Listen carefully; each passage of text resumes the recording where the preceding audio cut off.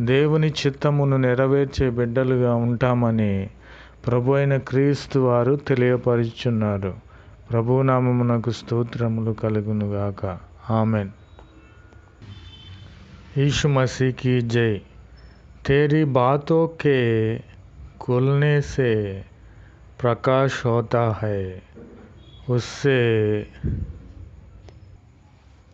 मेरे पैरों के अपने वचन के मार्ग पर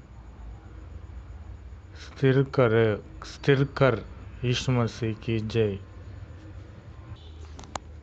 और किस अनर्थ बात को मुझे पर प्रबुद्धता ना करने दे।